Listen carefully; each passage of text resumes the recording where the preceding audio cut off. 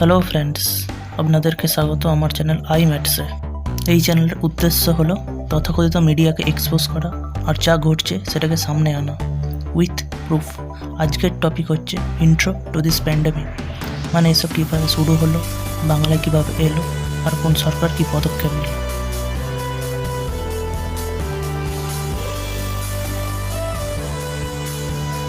ভারতে প্রথম positive case আসে 30শে জানুয়ারি কেরালাতে।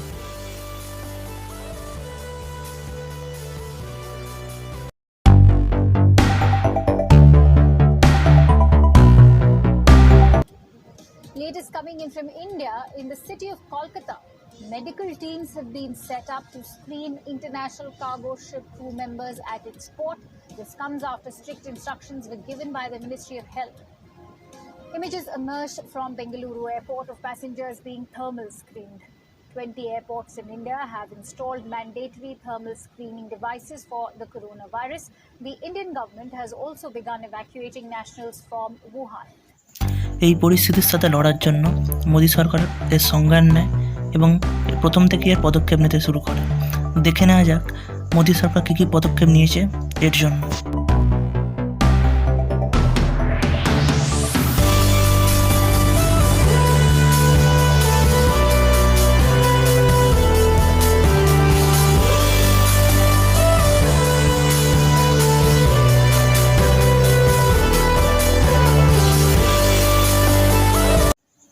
দেখব ডক্টর হর্ষবর্ধন আমাদের স্বাস্থ্যমন্ত্রী কি বলেছেন ভারত সরকারের নেওয়া পদক্ষেপ সম্বন্ধে। My own ministry is constantly reviewing the evolving scenario.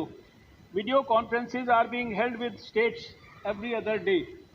Government of India has also taken several measures to control the risk of novel coronavirus infection spreading to India. Our first travel advisory was issued on 17th of January 2020, and as situation is evolving, the travel advisories are accordingly getting revised. Government of India is in regular touch with the World Health Organization's headquarters, regional office, and the countries to get updates on the evolving scenario. Our focus is on adherence to core capacities for disease preparedness and response, which include surveillance, laboratory diagnosis, hospital preparedness, logistics management, capacity building of healthcare staff, and risk communication to the community. The scale and extent of our interventions have increased in alignment with the evolving situation of COVID-19 across the world and India in particular. With the increasing global spread of the diseases, we are confronted with new challenges. দেখা যাক বাংলার দিকে।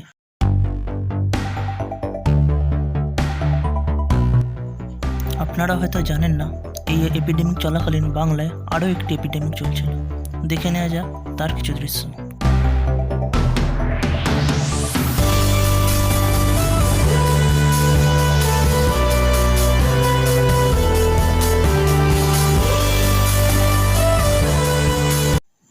যেহেতু H1N1 আর এই এপিডেমিকের লক্ষণ একই ধরনের, তাই এটা ডাক্তারদের অন্যতম চিন্তার কারণ দুটোকে আলাদা করা এবং সঠিক টেস্ট করা।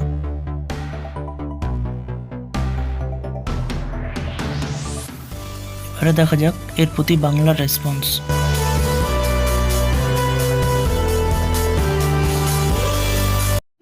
Advisor issued by the Ministry of Health and Family Welfare and ensure that no public gathering takes place.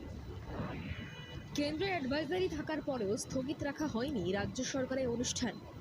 রাজ্য সরকারের যুব কল্যাণ ও ক্রীড়া বিভাগের উদ্যোগে নেতাজি ইন্ডোর স্টেডিয়ামে ক্রীড়াবিদদের সংবর্ধনা জানানো হলো। করোনার জন্য জমায়েত এড়িয়ে যেতে বলা হচ্ছে, সেখানে রাজ্য সরকারের পৃষ্ঠপোষকতায় অনুষ্ঠান নিয়ে প্রশ্ন উঠছে। নোভেল করোনা ভাইরাসকে যখন মহামারী থেকেও মারাত্মক হিসাবে ঘোষণা করা হয়েছে, তারপরেও কেন অনুষ্ঠান আপাতত স্থগিত রাখা হলো না? To ensure that no public gathering take place in any sporting event.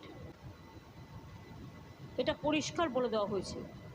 R last মোমেন্টে এসে ক্যান্সেল করলে যারা দূর দূর থেকে আসছেন তাদের মনও খারাপ হতে পারে,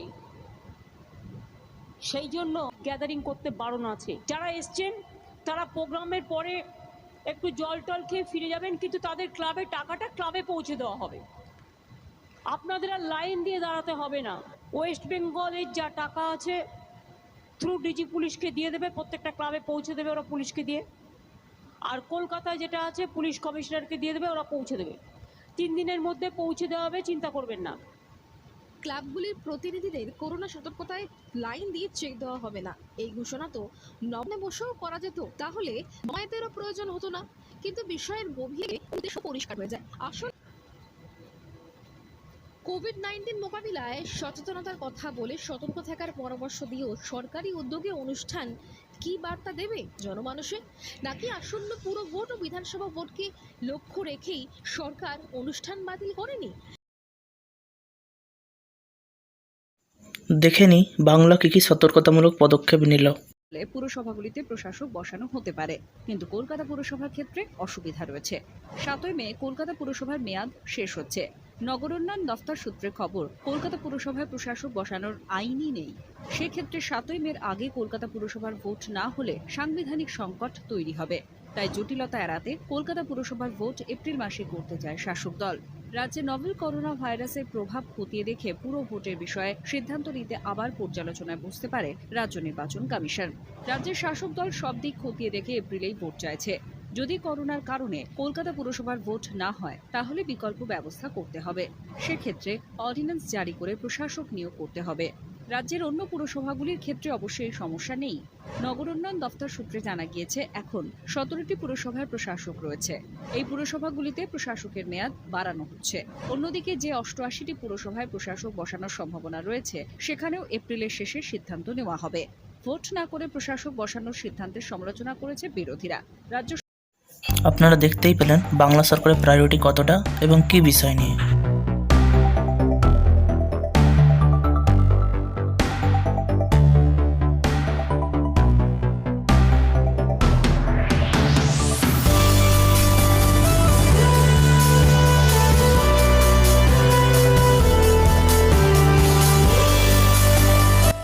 বাংলা এড শুরু হয় অনেক দেরিতে।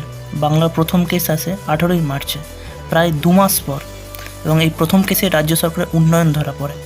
দেখিনি কীভাবে সেই ঘটনা প্রসিড করে। বিলেত থেকে ফিরে নোভেল করোনা আক্রান্ত তরুণের কলকাতায় ঘুরে বেড়ানোর ঘটনায় সমালোচনার ঝড় চারিদিকে। ইতিমধ্যে ওই পরিবারের বিরুদ্ধে যথাযথ ব্যবস্থা নেওয়ারও দাবি উঠেছে। ওই ঘটনায় নাম না করে মুখ খুলেছেন মুখ্যমন্ত্রী। বুধবার মমতা বন্দ্যোপাধ্যায় বলেন, এভাবে ঘুরে বেড়ানো অবিবেচকের মতো কাজ। আসলে মুখ্যমন্ত্রী সচেতনতার পাঠ দিলেও প্রদীপের নিচেই রয়ে গিয়েছে অন্ধকার। তাই সরকারি আমলা করোনা আক্রান্ত তরুণের মা নবান্নে দিব্যি অফিস করেছেন, চিকিৎসকের পরামর্শ মানেননি। মায়ের প্রভাব খাটিয়ে তিনি কার্যত চিকিৎসকদের অনুরোধকে উপেক্ষা করে 3 দিন শহর কলকাতার এদিক ওদিক ঘুরে বেরিয়েছেন। তার মাও সরকারি আমলা হওয়ার সুবাদে ছেলেকে প্রোটেক্ট করেছেন এবং ঘুরতে দিয়েছেন, এবং ভেবেছিলেন যে প্রাইভেটে ডক্টর দেখিয়ে ব্যাপারটা ম্যানেজ করতে পারবেন, কিন্তু শেষ পর্যন্ত তা হয়নি। মমতা বন্দ্যোপাধ্যায় নাম না করলেও ওই আমলার বিরুদ্ধে ক্ষোভ প্রকাশ করেছেন। স্পষ্ট জানিয়েছেন, ভিআইপির জন্য আলাদা নিয়ম নেই, এমনকি বিদেশ থেকে এলেই পরীক্ষা করানোর পরামর্শ দিয়েছেন। একই সঙ্গে অন্যদের বার্তাও দিলেন মমতা বন্দ্যোপাধ্যায়। হতে পারে বিশেষ লোককে মুখ দেখে ছেড়ে দিলে সমাজের সুরক্ষা থাকবে না। তার বিষয় আছে, যদি কোনো বিশেষ লোককে মুখ দেখে ছেড়ে দেওয়া হয় তাহলে তো সমাজে সুরক্ষা থাকবে না। এত খরচা, এত চিন্তা, এত প্রচার করে লাভটা কী আছে? কারণ এই ধরনের ছোটোখাটো ভুল থেকে অনেক বড় ঘটনা হতে পারে। সেজন্য যারাই আসে প্রত্যেকের টেস্ট করা উচিত, দরকার হলে কোয়ারেন্টাইনে রাখা উচিত। এখন তো নবান্নতে গেছে, মানে সেখানেও অন্য কেউ ইফেক্টেড হতে পারে। পুরোপুরি খোঁজবিন করে তারপরে নিশ্চিন্ত হওয়া যাবে। আশা করি আপনাদের এই প্রয়াস পছন্দ হবে। এর সাথে আপনাদের ছেড়ে যাচ্ছি একটি সুন্দর ভিডিওর সাথে, উইথ হোপ অ্যান্ড অপটিমিজম। এই ঘটনাটি রোহিত দত্তের, এই যুদ্ধের বিজেতা। Busiest hospitals. Rohit is a coronavirus survivor. Rohit, hi, how are you? I'm very good, sir. How are you doing? I'm very well. So happy to talk to you. How has it been, Rohit? Tell me about this, because today you come across to all of us as a picture of optimism, a picture of hope. How was your battle? How long did it last? What was it like? Sir, my battle started on the 29th of February and ended on 14th of March. and now another 14 days of home quarantine.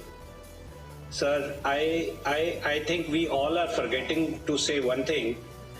We must thank our Honorable Prime Minister, Yes, Rohit. Honorable Health Minister, Honorable Health Workers, and Honorable Defence Forces personals. And especially to media person also who are working to keep us all updated. I want to tell something actually. When I got admitted on the 29th, my report came on the 1st of March. The government came to know on the 21st March in the hospital staff, but sir, they were so nice that they did not tell me in the night. They just shifted me from Ramano Loya Hospital to Safdarjung Hospital in Delhi, and they broke it to me in the morning. A team of 3 doctors came and they just told me, Rohit, you are corona positive, and we ensure that it will take 1 or 2 days longer, but you will be a good, hale and hearty person when you go back.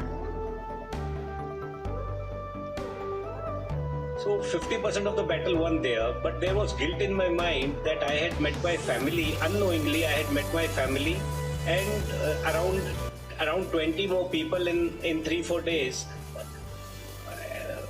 As soon as those reports also came negative, I was 30% more better. I then realized that now it's only 20% war I have to fight.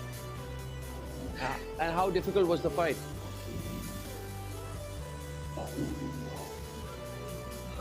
Really not difficult, sir. We need to understand it was just cough which started. I could not speak much, so it improved on a daily basis.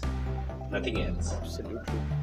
Well, I think what they've done is fantastic. I can see the smile stays on your face. You always smile like this, or especially after coming out of coronavirus, that you're constantly smiling. You know, what is life like after?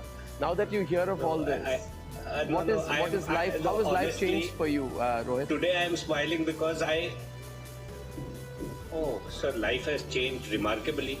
Honestly, I am telling you on the #1 channel of India, the people sent me prayers. Prayers in form of, like, a Muslim friend sent Arabic phrases converted into English. A Jain friend sent me Jain Sanskrit shlokas translated to English. And Sardar sent Gurmukhi translated to English again. When I had to pray, I got scared that, Rohit, God will tell you, see Rohit, today in tough times you are here. Where were you before? So in our daily routine, we forget what is essential in life. Yeah, I can understand. Yeah, we will overcome this. Be positive, sir. Be positive. Trust your doctors. Trust your doctors. Yeah. Trust your government, sir. I am proudly saying this time that the taxes I have been paying are well utilized this time, sir. Oh, that's so genuine, so heartfelt.